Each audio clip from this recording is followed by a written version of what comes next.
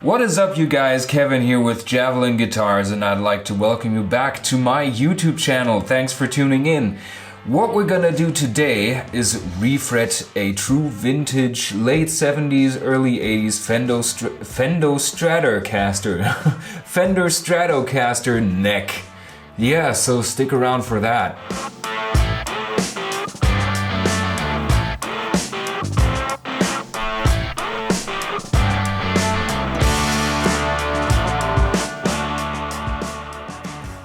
Now it's going to look something like this. It's in pretty beat up shape. This is not the actual neck, by the way. This is just a practice neck where you can see I pulled out the frets already. This is my test neck, because if anything goes wrong on these old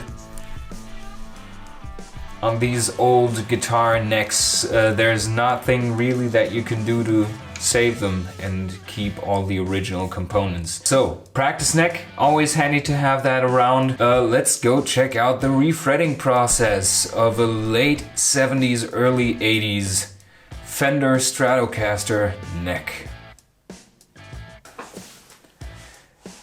Okay, so what we're doing now is pulling the frets on this here old guitar neck Fender USA Stratocaster. Also got a new camera. Tell me what you think of the image. Was it worth buying? Does it not really matter? When you start out working on a neck like this, it's a very old neck. It's seen stages all over the world, seen all sorts of different people. Usually these old necks are really dry if they haven't been kept in a pristine space with the perfect amount of humidity, etc, etc. So the first thing that I like to do before starting with a refret is letting the wood soak in a bit of moisture, and I do that by something that's called here in Germany Ballistol, which is basically just gunstock oil, just to hydrate the fretboard itself, which will in turn reduce the amount of tear out that we get when pulling the frets.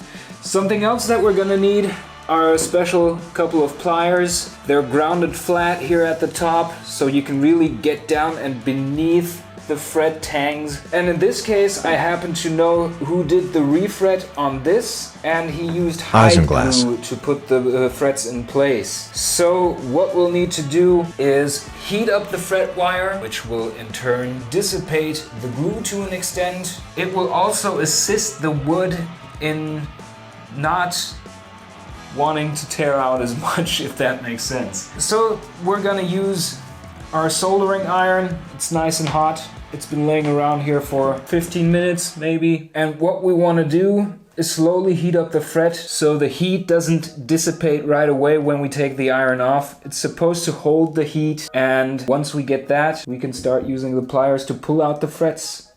We'll slowly ease into that process. So, first thing is gonna be heating up the fret wire. And this is gonna take a while.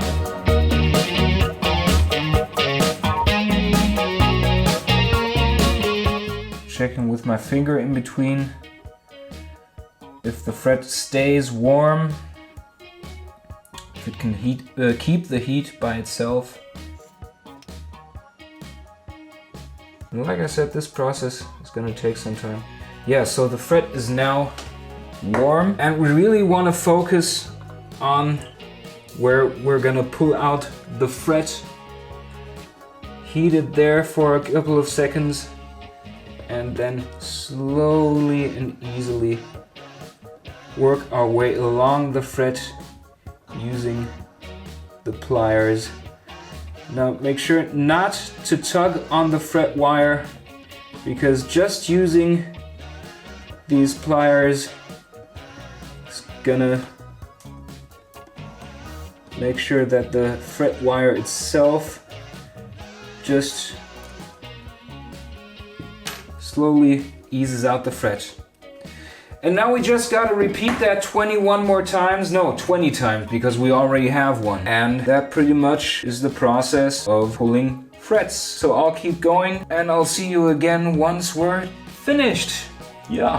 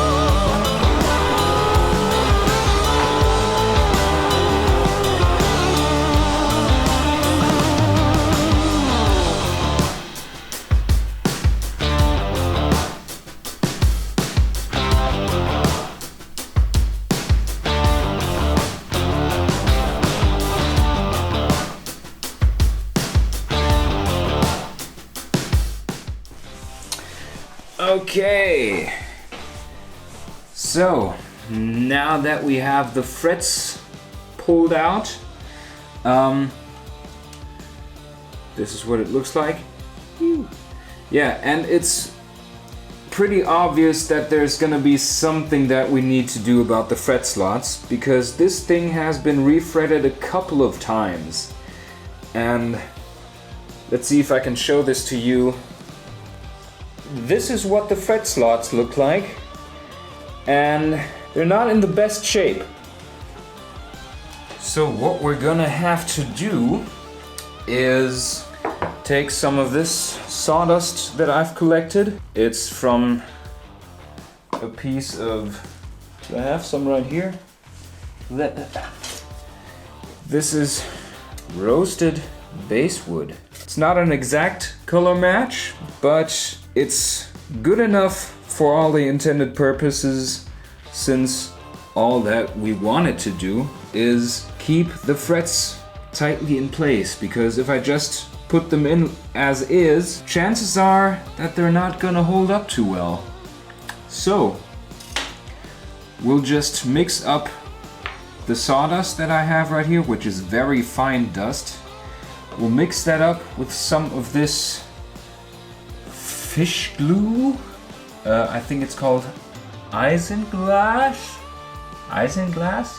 Yeah, fish glue, which was demanded by the customer. So I'm gonna mix up some of this with the sawdust, and just before putting the frets in, just dab a little bit in the fret slot so that it fills somewhat, and we can hammer in the fret and it'll then stay in place neatly.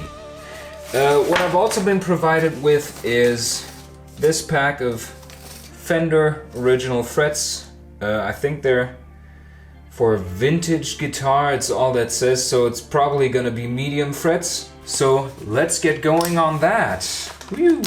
So this is all the old fret wire, just put that away.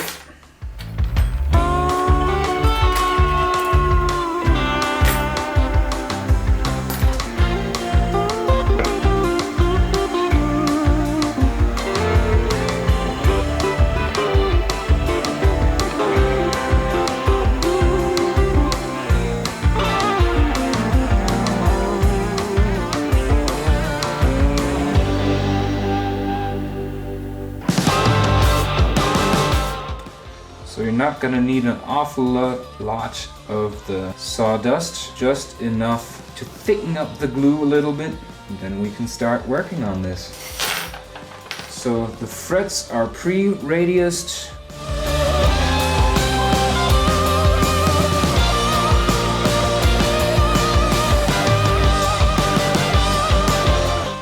Just put in a dab of the good stuff.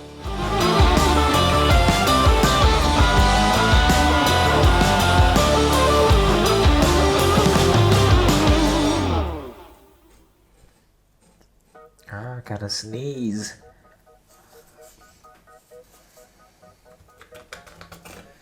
Then take off the excess, just like that. We take our fret wire, place it somewhat neatly over there, and we'll take this hammer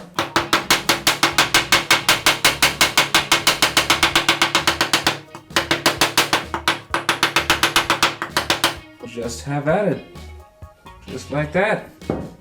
There's already a bit of squeeze out, which is nice because that shows me that everything is sitting nicely in there, and we'll just continue doing this 20 more times.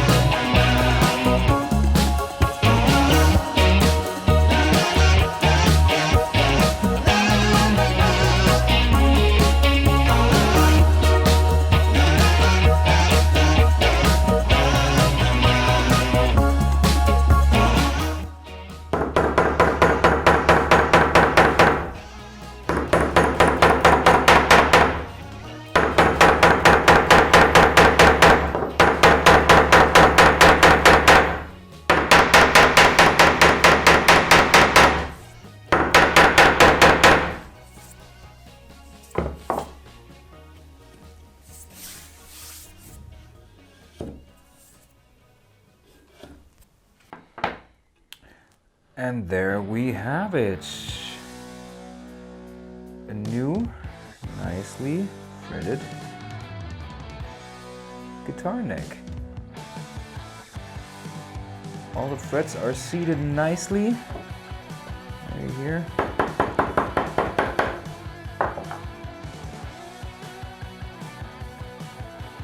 Once we give the glue a little bit of time to sit, we can start cutting off the fret ends, rounding everything over, putting bevels on the side, and then making sure that the neck is nice and straight before we crown the frets. Yes, so here's to a nice little fret job. Phew! Okay, we are back. Just had a nice lunch with my family, and now the glue is set. It's all nice and sturdy, so it's time for us to finish what we started. How we go about that? Well, first of all, let me mention that there are a couple of specialized tools that you may not need, but are definitely going to be helpful when doing stuff like this. One of them are these flat ground wire cutters to clip off the ends, the overhang of the fret, because they are quite tedious to sand down. It's not the end of the world, but every extra bit of work that you can avoid and to make your life easier is good. So let's focus this thing. Whoops, other way around.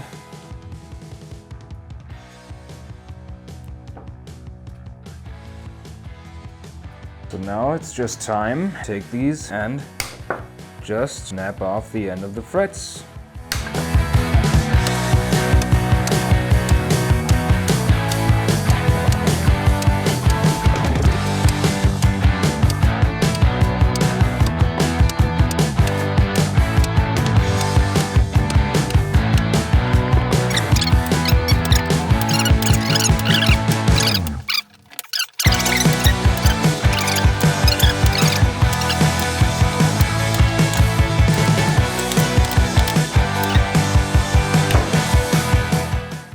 This does take a good amount of force.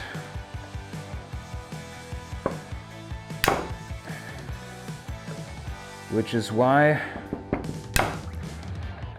you want a nice set of pliers, which is gonna make the whole process a whole lot easier.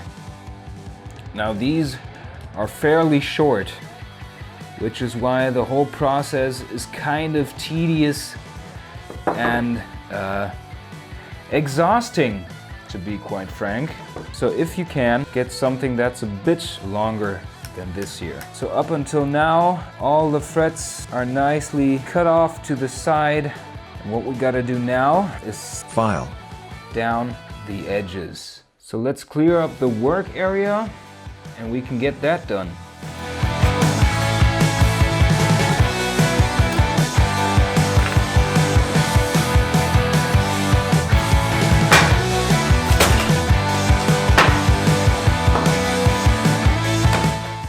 So, let me reposition the camera.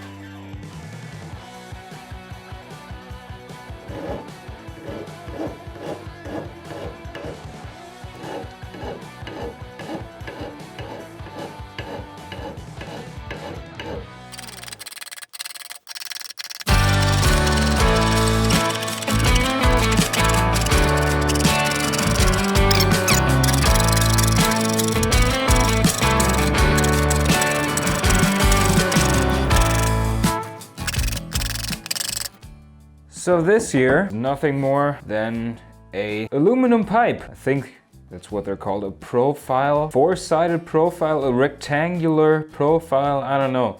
Just get one of these things made from aluminum. What is it? 1 by 1.5, something like that. Make sure you have a nice and plain surface. That way you can essentially put some sanding paper down on the surface. Go like this a couple of times, That'll make sure that the side is nice and flat. And then what we want to do, just take a strip of sanding paper. In this case, I think it's 400. Let's get a new one.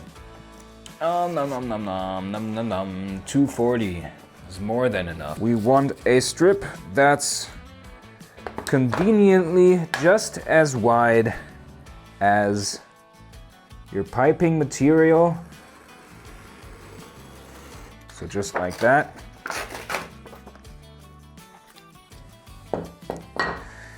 We can take off this one right here. And it's been on there forever. That's why it won't come off easy this time around. Haha. Good thing I'm recording this on video. That way I totally do not seem like an idiot.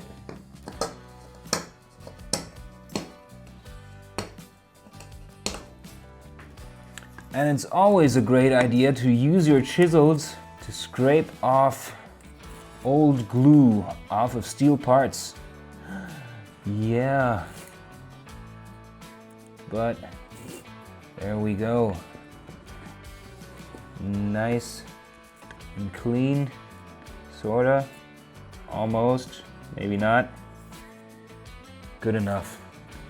So, what are we gonna do? Is we're gonna take a strip of masking tape, put it on here, just like so. We're going to take a strip of masking tape and put it on there, like so. We're going to take some super glue, put it on there as such. Now just take this sheet and glue it on there. So just hold it in place for a couple of seconds. And now you've got yourself a nice little straight edge with sanding paper, with which we can make the frets nice and beveled at the edges. How do we do that? In nice and even strokes at a 45-degree angle. Not putting too much pressure.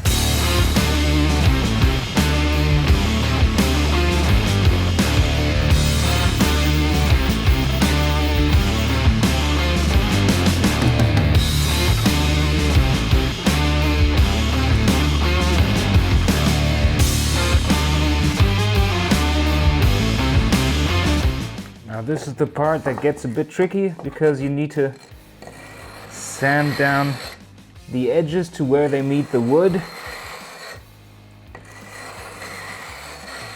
But again, the trick is just to be careful and take your time and listen to what you're sanding. Metal sounds a lot different than wood.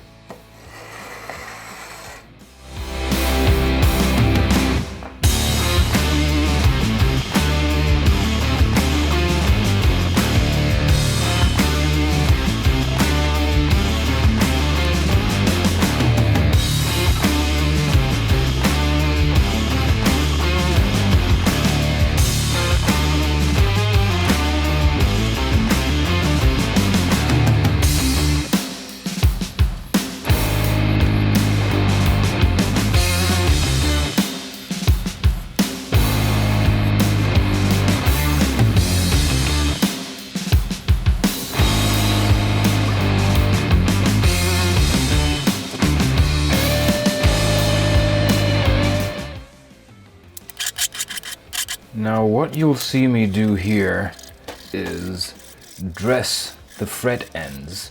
And I do that by using a small fret dressing file, which has two sides that are made for sanding, or filing in that case, and two sides that are ground completely flat, so as not to harm your fretboard or any other part of the neck that you might come in contact with. And what I like to do, and you can see this motion right here, is make sort of semi-spherical fret ends. I've never really liked those just straight filed fret ends. I always thought they were kind of uncomfortable, and if the neck moves slightly, it'll end up with me having to redress the entire fret to make up for that bit of warp in the wood. And by having spherical fret ends, that eliminates the whole process. And once we've got all that done, you can see me mark out the frets and then filing them down, sanding them down right now. Sometimes it's sanding, sometimes it's filing. Okay, now I'm sanding them down. By using the straight edge and sanding straight down the neck, what you're left with is a perfectly straight surface. And the markings on the frets act as a reference point to see if all the marker has been taken off or if there are high or low spots on the frets. That way you get the frets themselves nice and consistent all over the neck. And once you've got that done, you can start crowning the frets, which you can see here. Using a 3-sided file. In this case, it's a file made by Crimson Guitars. Awesome stuff. Unfortunately, they are in Great Britain, which leaves some things to be desired when it comes to shipping stuff internationally, when it comes to fees and taxes and all of that stuff. Which is why I've decided to make my own files available to the public, in general my own luthier's tools, and I will have those uploaded onto my web shop as time goes by. Since I'm not an IT professional in any way, shape or form, this sort of stuff just takes a whole lot of time. I'd like to give you a time frame for when to expect those things, but it's probably not gonna happen within the next couple of days. There will be an announcement on this here YouTube channel, so be sure to hit that subscribe button, hit the notification bell, and that way you will not miss out when I release those tools to the public, and you might just be able to benefit from cheaper shipping and cheaper taxes for the continental European Union. Yeah.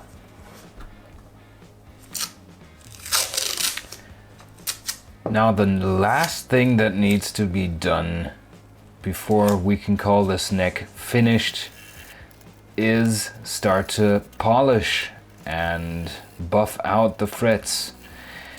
And I do that with just 2 strips of masking tape. As you can see here, I place them over one fret before and after, and that way I don't have to mask off the entire neck because I don't have a huge ass buffing wheel, and I can concentrate on one fret at a time. Yeah, just using some steel wool to get a nice surface shine.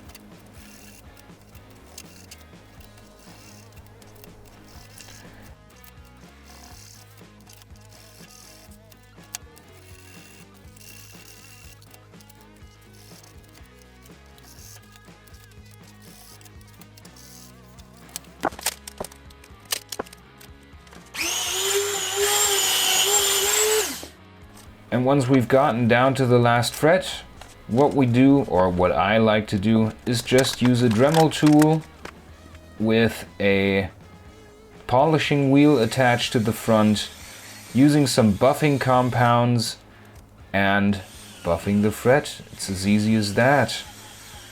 No magic there, no voodoo, just a Dremel. Yeah.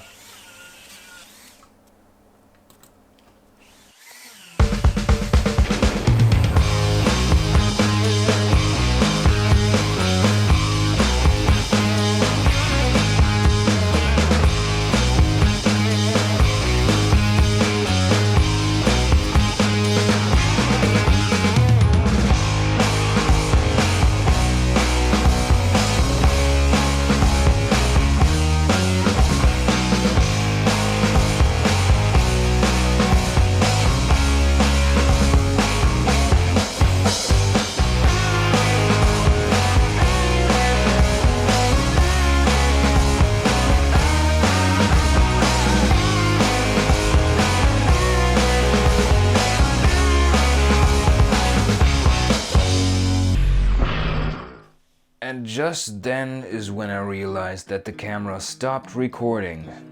So what does that leave us with? It leaves us with a highly unsatisfying end to this video, because it wasn't until I started editing the footage that I figured out that I did not have enough storage on my SD card to keep recording until I was completely finished. And unfortunately, I only started editing this video after I returned the neck to the customer. Let's look at something similar, kind of anticipate what the finished guitar neck looked like.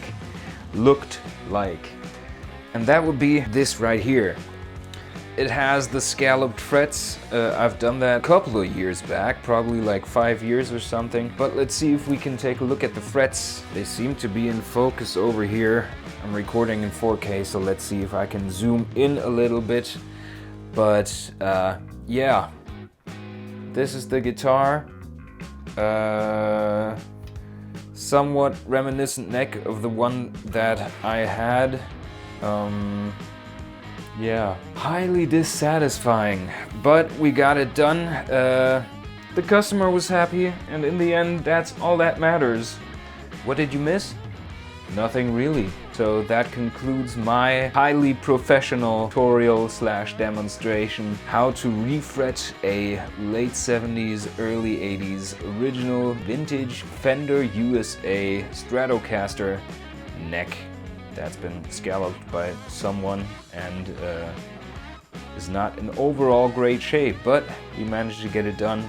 Thanks for watching, thanks for tuning in. Be sure to check out the links in the description if you want to further support this channel right here. Go get yourself a custom pick using the world's premier custom pick designer over at javelinguitars.com. Next thing that's to be uploaded is probably gonna be the Great Guitar Build-Off, Windbreaker, and X-Type raffle guitars. So stick around for those. I hope to be seeing you soon, and you guys keep being awesome.